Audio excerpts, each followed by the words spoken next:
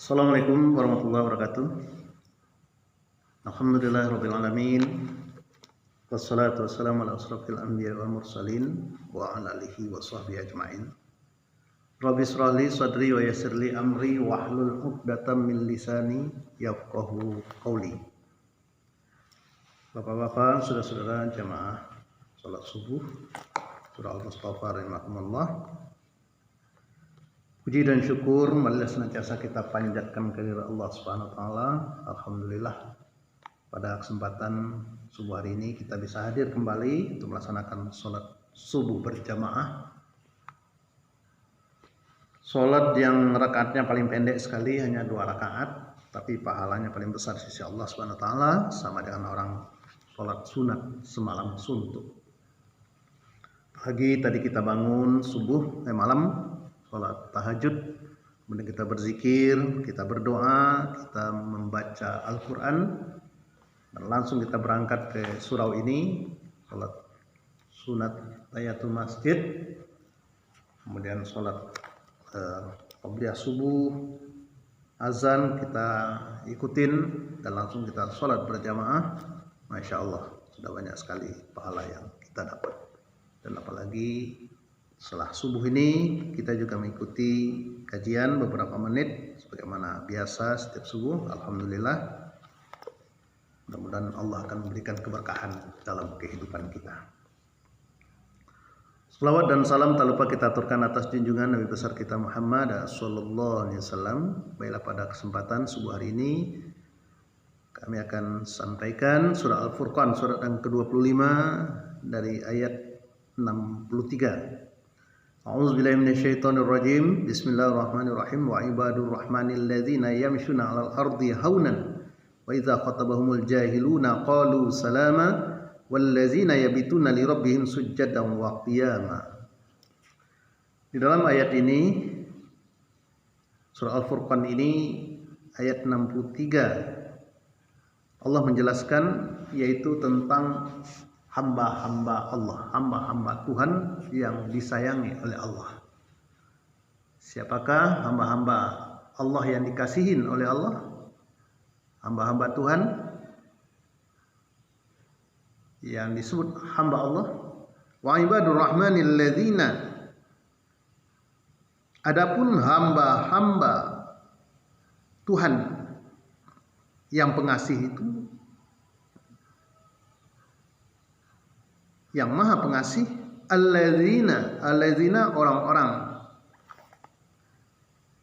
yamshuna al-ardi yang berjalan di muka bumi ini, yamshuna al-ardi, ardi bumi, haunan itu artinya rendah hati.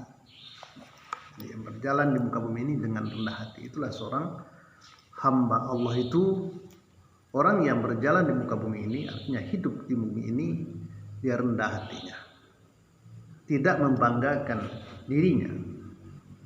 Hal-hal yang dia miliki, kelebihan-kelebihan yang dia miliki tidak dia banggakan. Apakah itu ilmu, apakah itu harta, apakah itu pangkat dan jabatan, tidak untuk dibanggakan, tapi untuk bagaimana jalan dia menuju surganya Allah. Yang punya harta dia infakkan, yang punya ilmu dia sampaikan kepada orang, yang punya jabatan dia bagaimana digunakannya jabatannya itu untuk kemaslahatan umat. Jadi tidak membanggakan diri. Haunan, rendah hati. Kebalikan dari rendah hati itu adalah sombong. Sombong, takabur adalah suatu sifat yang sangat dibenci oleh Allah Subhanahu wa taala. Allah tidak suka dengan orang yang menyombongkan dirinya. Allah la yuhibbu man kana mukhtalan fakhura. Sesungguhnya Allah tidak suka dengan orang-orang yang membanggakan dirinya. Maka pakailah ilmu padi di tengah sawah, makin berisi makin menunduk. Atau penyu di pinggir laut, telurnya banyak tapi tidak ada orang yang tahu.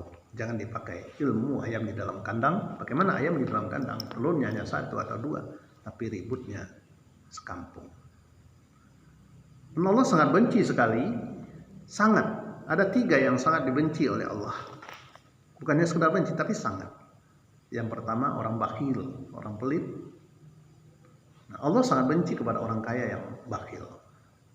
Kemudian yang kedua, Allah benci kepada orang yang fasik. Fasik yang selalu bermaksiat, selalu berdosa, selalu berbuat dosa. Dan Allah sangat benci sekali kepada orang tua yang fasik. Sudah tua, umur sudah lanjut, tapi masih fasik, masih bermaksiat.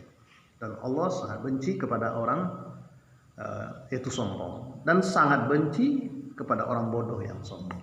Atau orang miskin yang sombong. Nah, inilah jemaah rahimakumullah, yaitu hamba Allah, yaitu orang yang berjalan di muka bumi ini merendahkan hatinya, haunan. Wa idza khatabahumul jahiluna qalu salama. Nah, ini agak berat ini. Tapi pahalanya sangat besar sekali. Wa idza, dan apabila khatabahumul jahiluna, orang bodoh menyapanya, menghinanya, mengejek-ngejeknya, qalu salama, dia akan berkata salama, kata-kata yang baik, dibalas dengan kebaikan, dibalas dengan kata-kata yang baik, tidak kata-kata kotor, kata-kata jorok. Penghinaan dibalas juga dengan penghinaan, kata kotor dibalas juga dengan kata kotor. Tetapi apabila dia diejek, dihina, dia akan hanya berkata kata-kata yang baik, paling-paling dinasehatin, dikasih tahu, diterima dengan kesabaran. Nah, itulah seorang hamba Allah itu, yaitu orang yang selalu dari lisannya kata-kata yang baik, kata-kata yang bermanfaat, tidak kata-kata yang menyakiti hati orang. Bahkan sampai di ayat ini, kalau ada orang bodoh, orang jahil menyapanya, menghinanya, maka dia akan berkata yang baik. Qalu salama. Wallazina yabituna li rabbihim sujadan wa qiyama, dan seorang hamba Allah itu yaitu orang-orang yang apabila melewati malam hari, dia akan berdiri, dia akan sujud. Dia akan sujud dan dia akan berdiri. Artinya yang meluangkan waktunya pada malam hari untuk dia melaksanakan sholat tahajud, sholat malam. Dia berusaha bagaimana bisa bangun tengah malam. Kemudian dia sholat tahajud 2 rakaat, 4 rakaat, 6 rakaat, atau berapapun. Nah, karena di dalam seorang mengerjakan sholat tahajud itu banyak sekali fadilah yang didapat. Doa akan mustajab di situ. Pikirannya akan jernih. Banyak sekali hikmah-hikmah yang terkandung dalam sholat malam itu. Dan juga di dalam surah Az-Zariyat juga dikatakan qalilan minal laili ma yaj'un. Orang-orang yang bertakwa itu orang-orang yang sedikit tidurnya di malam hari. Dia bagi malam itu bagi 3. Untuk keluarga, untuk istirahat, dan juga bangun tengah malam untuk sholat malam. Marilah jemaah Allah, kita berusaha bagaimana kita juga bisa bangun tengah malam. Nah, ini saja beberapa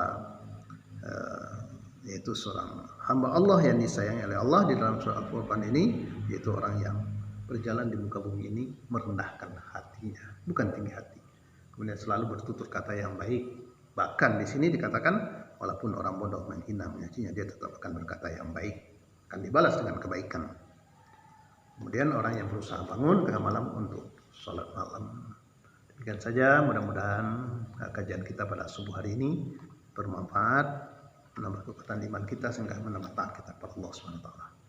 Kami akhiri, wassalamualaikum warahmatullahi wabarakatuh.